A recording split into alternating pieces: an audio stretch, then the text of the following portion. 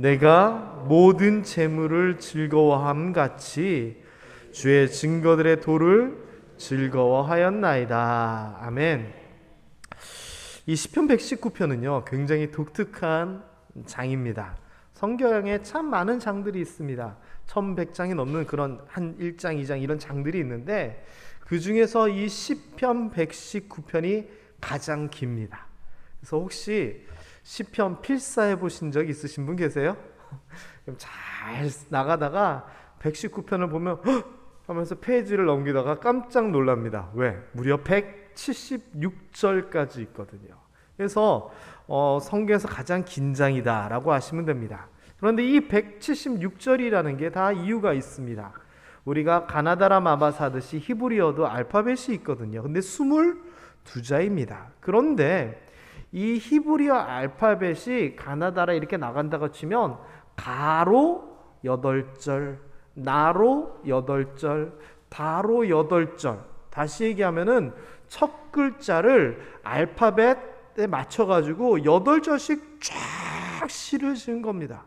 그러니까 이게 우리나라 삼행시 짓듯이 가로 8개, 나로 8개, 다로 8개 이게 굉장한 거거든요. 게다가 그냥 형식적으로 그냥 어거지로 그렇게 그냥 삼행시 짓듯이 내용을 어거지로 이렇게 지은 게 아니라 이 시편 119편은 그 내용의 통일성 그리고 하나하나 구절의 아름다움이 정말 다른 시편 문학과는 비교할 수 없을 정도로 대단합니다.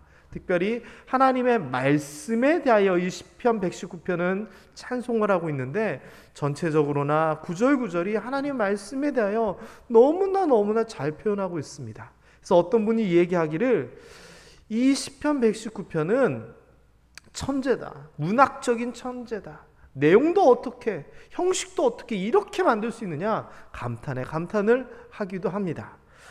자, 나중에 혹시 성경 퀴즈 대회 OX 문제로 문제 낼 겁니다. 시편 119편은 성경에서 가장 긴 장으로 174절이다. 뭐 예를 들면 이런 식으로 낼 거니까 꼭 기억하셨다가 맞추시기 바랍니다. 자, 그 중에서 이 시편 119편 14절은 굉장히 독특합니다. 왜냐면은 주의 증거들의 도, 이게 하나님의 말씀에 대한 이야기입니다. 하나님의 말씀을 이 시편 119편은 내 발의 등이요 내 길의 빛이요 라고 하면서 표현하듯이 너무나 다양하게 표현을 합니다. 그러면서 주의 증거들이 쫙 이렇게 계속 이어지는 길이다라고 이야기를 합니다. 그러면서 이 주의 말씀을 이런 식으로 표현하면서 뭐를 통하여 비유, 대꾸를 하냐면은 재물이라고 하는 것을 통하여 주의 말씀을 설명을 합니다. 그래서 오늘은 재물에 대한 이야기를 좀 해보려고 합니다. 말씀과 재물과의 관계를 우리는 어떻게 하고 있는지 한번 좀 살펴보려고 해요. 자, 일단 성경에서 재물, 돈이다라고 생각하면 편하죠. 돈을 좋게 볼까요? 나쁘게 볼까요? 재물을 성경에서는 좋게 봐요? 나쁘게 봐요? 참 대답하기 힘드시죠. 좋다고 성경에서 좋게 본다고 하면 그렇지 않은 구절들이 생각나고, 아유 성경에서는 돈을 나쁘게 봐요 그러면 나는 돈을 좋아하니까 내가 좀 성경이랑 안 맞는 것 같고 애매합니다. 자, 성경에서 부정적인 의미로 돈을 표현하는 경우들이 제법 많이 있습니다. 예를 들면 마태복음 6장 24절입니다. 한번 읽어볼까요? 한 사람이 두 주인을 섬기지 못할 것이니 혹 이를 미워하고 저를 사랑하거나 혹 이를 중히 여기고 저를 경히 여김이라.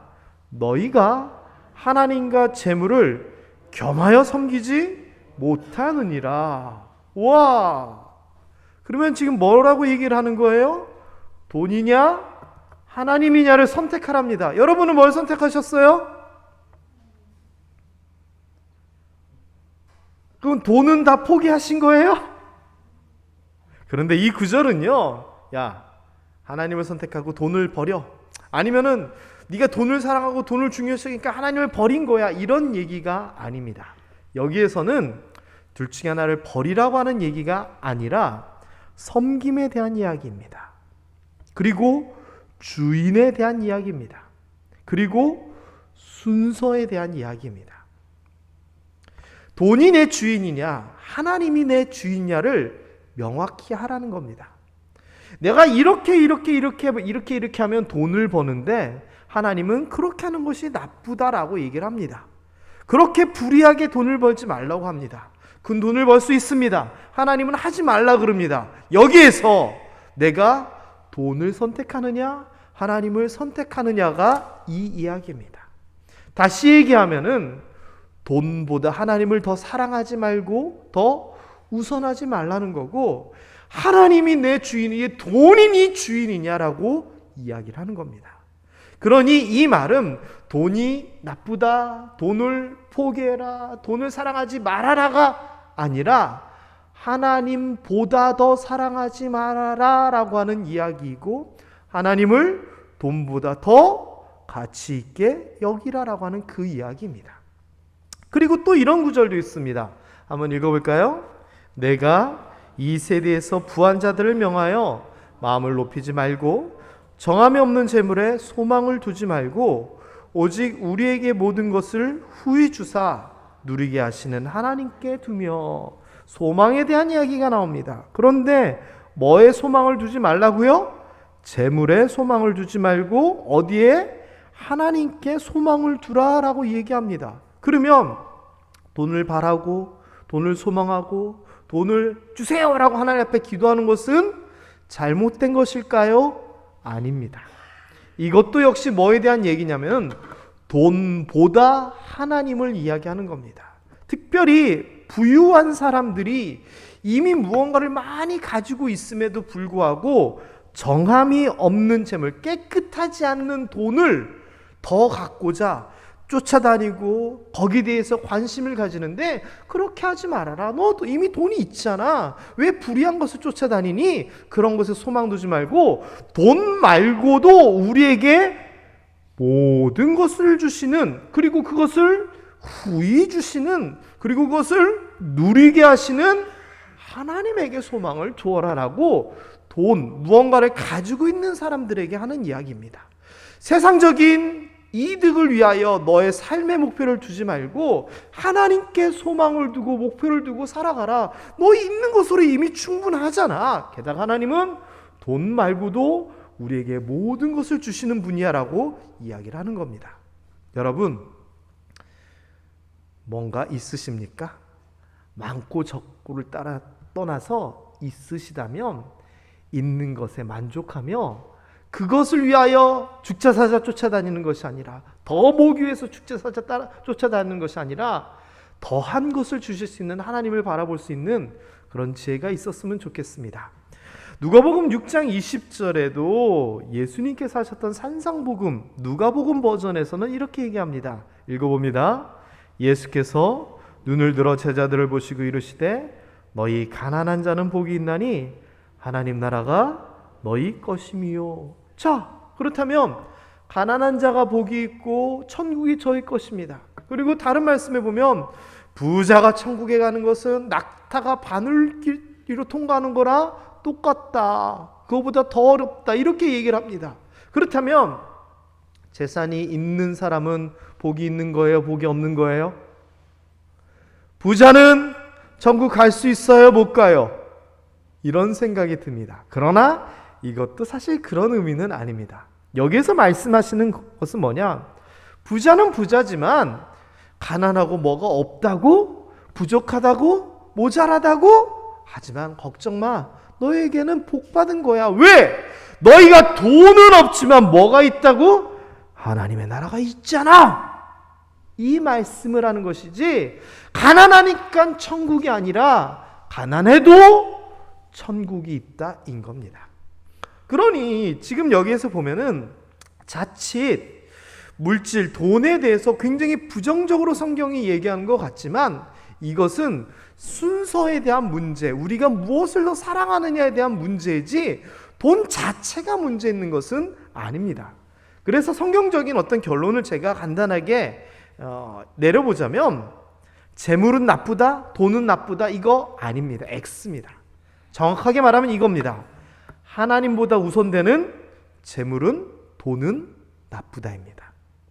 그러니 여러분, 우리가 돈을 벌려고 노력하는 것, 더 많은 물질, 더 많은 축복을 받기를 원하는 것은 잘못된 것이 절대 아닙니다. 다만 그러한 마음들이, 그러한 소망들이 하나님을 향한 마음보다 더 강해지고 목적이 되어버린다면 그게 잘못된 것이지, 물질 자체는 절대 나쁜 게 아니다, 성경은 이야기합니다.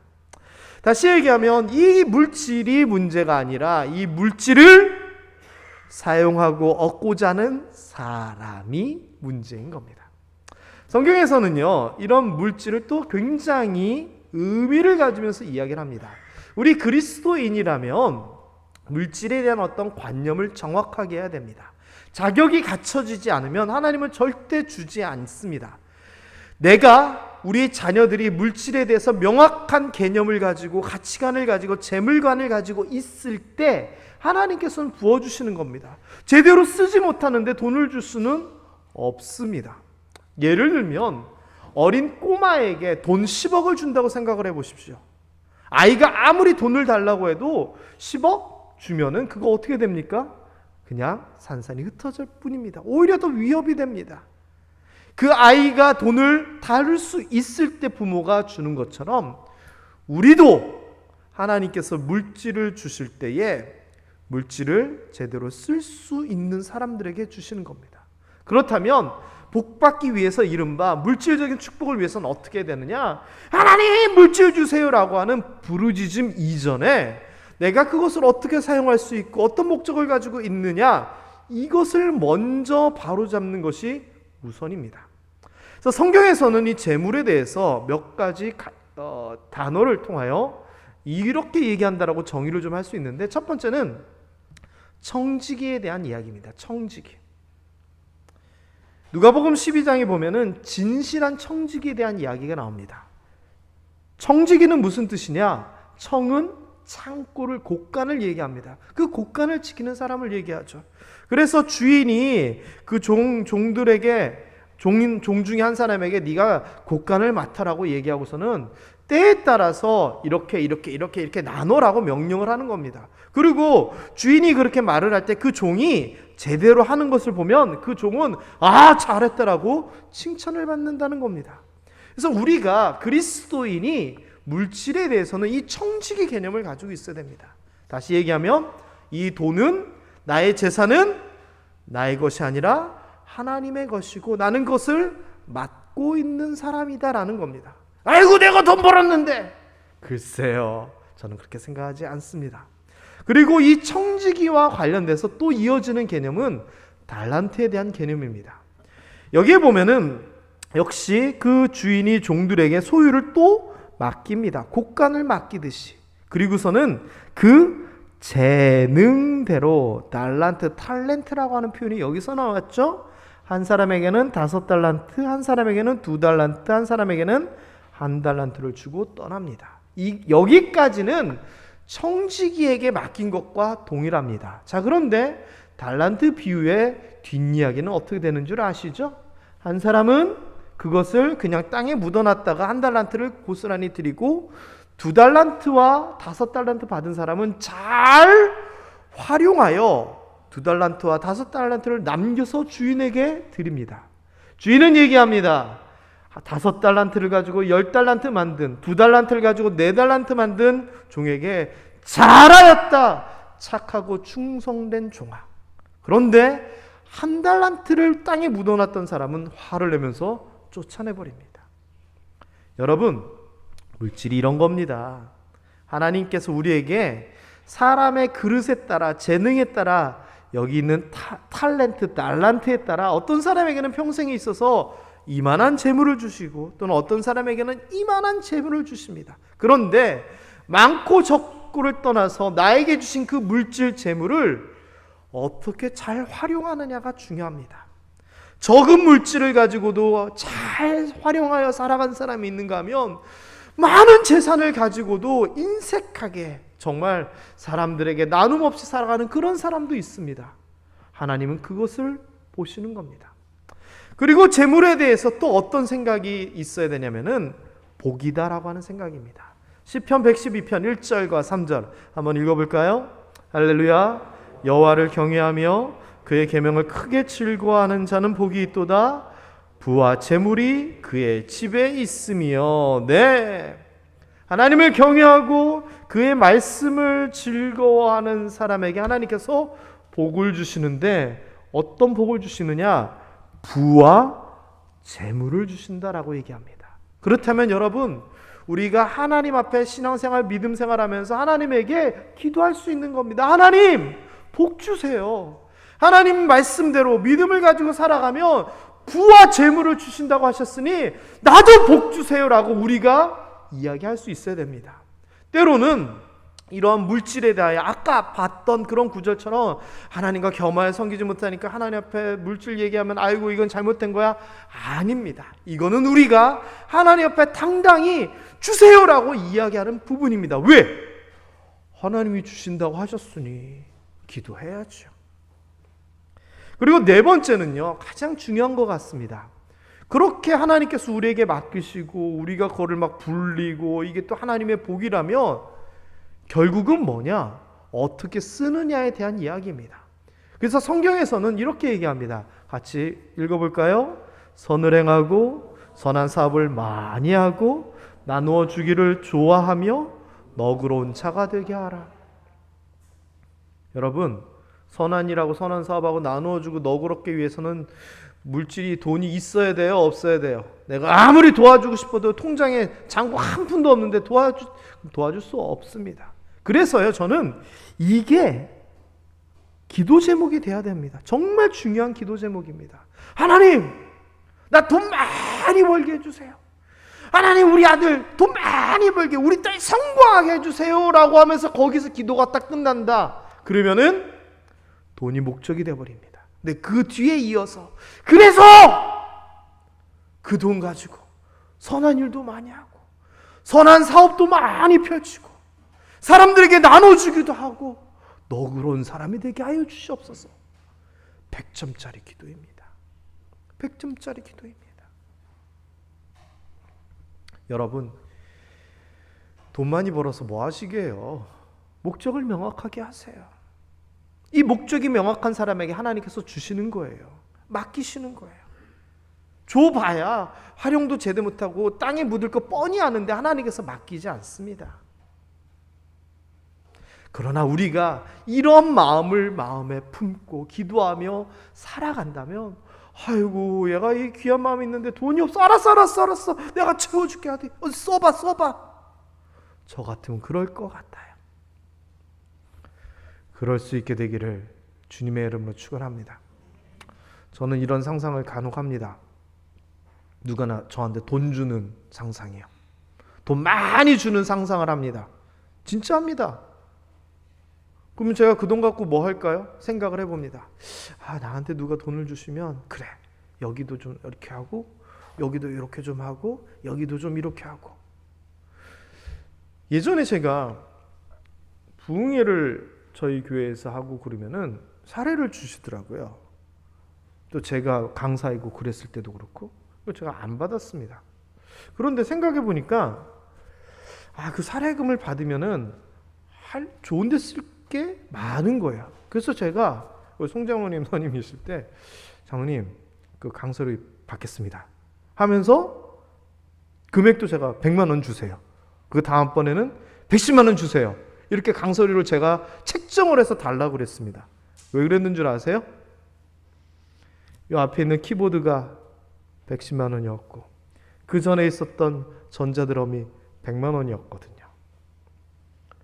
글쎄 모르겠어요. 제가 좋은 목사인지 훌륭한 목사인지는 모르겠지만 착한 목사는 조금 착한 목사인 것 같아요. 이렇게 하나님의 일에 무슨 일에 돈을 쓰고 싶어요. 그래서 제가 아까 얘기했듯이 상상을 해요.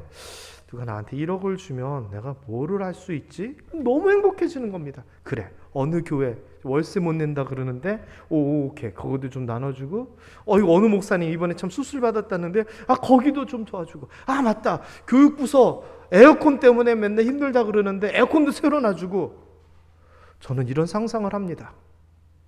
여러분도 그런 상상을 좀 하셨으면 좋겠어요.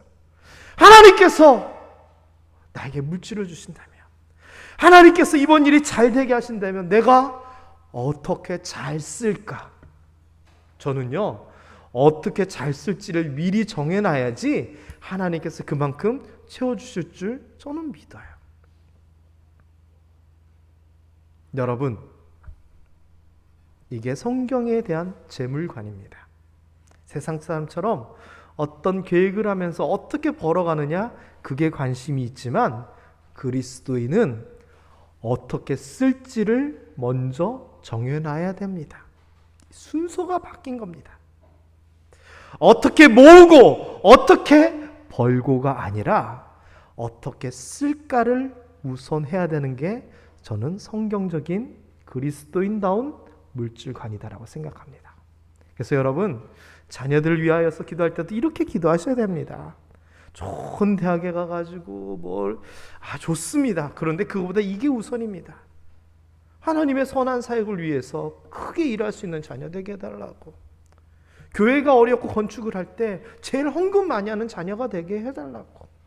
주변에 가난한 교회 목사님들이 힘들 때 선뜻 조용히 뒤에서 도와줄 수 있는 사람 되게 해달라고.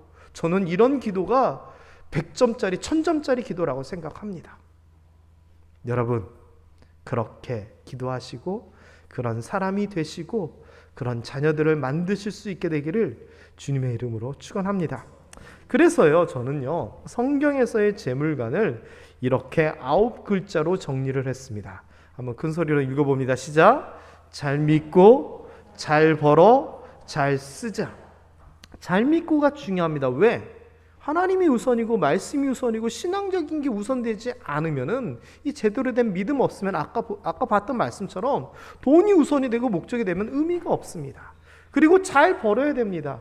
하나님은 최선을 다해서 우리에게 일하기를 소망하십니다. 그래서 어느 날 갑자기 하늘에서 뚝 떨어지는 것이 아니라 네 손으로 하는 모든 일이 복을 받을 것이다. 우리가 뭔가를 하기를 원하십니다. 그럴 때에 하나님의 방법이 개입되면서 결과가 나타나는 겁니다. 아무것도 안 하고 하나님께서 뚝 떨어지게 하늘에서 떨어지게 주시도록 아닙니다. 그리고 세 번째는 아까도 얘기했듯이 잘 쓰는 것. 그래서 우리가 하나님을 잘 믿고 잘 벌어서 잘 쓰는 게 우리 삶의 목표가 돼야 되고 이게 성경에서 얘기하는 것이다 라고 하는 겁니다.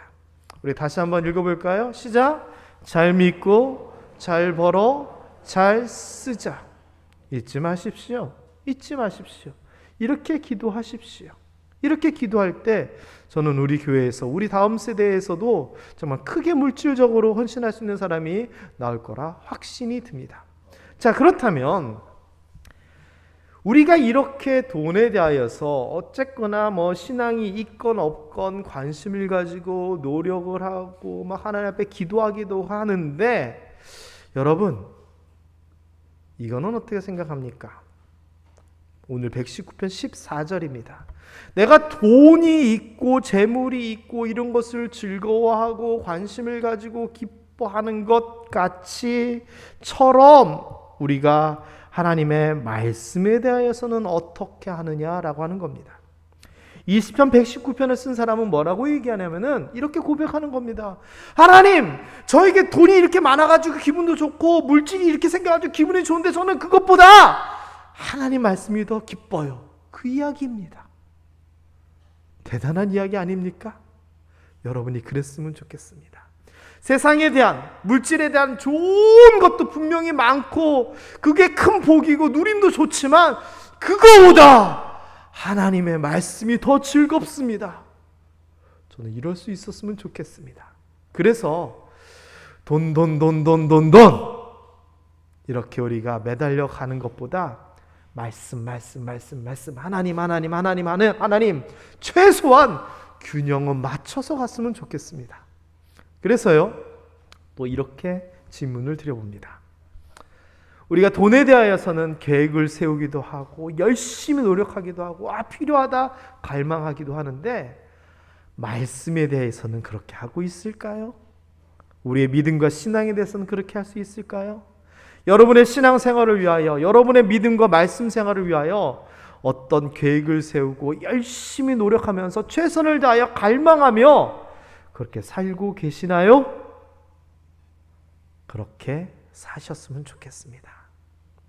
오늘 이게 시편 119편 14절의 이야기인 겁니다. 돈 열심히 생각하고 쫓아다니고 노력하는 것만큼 하나님 말씀도 그렇게 하자. 제가 예전에 이런 얘기를 들어본 것 같습니다. 어른이신데 그분이 하는 얘기가 물고기 키우는 걸 굉장히 좋아하는 분이었습니다. 그래서 그분 얘기가 어릴 때부터 뭐 병아리 키우기부터 뭐 하고 뭐 금붕어 잡아와서 키우고 하면서 이 경력이 20년 뭐 넘게 이렇게 된 분이시더라고요. 근데 그분 하는 얘기가 내가 물고기 좋아하고 물고기 연구하고 그거만큼만 공부했으면 내가 하버드 대학도 갔을 거라고 그 얘기 하시더라고요. 그 얘기입니다. 우리가 돈 좋아하고 돈 열심히 벌고 돈 사랑하는 것만큼 하나님 사랑하고 말씀 사랑했으면 좋겠습니다. 하실 수 있겠습니까? 하실 수 있겠습니까? 그렇다면 매일매일 돈 벌러 나가시는 것처럼 돈 벌기 위해서 노력하시는 것처럼 말씀도 읽고 말씀도 쓰고 말씀도 묵상할 수 있는 여러분 되었으면 좋겠고요. 그게 우리 삶의 기초를 튼튼히 하는 것임을 잊지 말았으면 좋겠습니다. 마지막으로 진짜 마지막으로 한 번만 더 제가 여러분에게 물어보면서 말씀 마무리하겠습니다.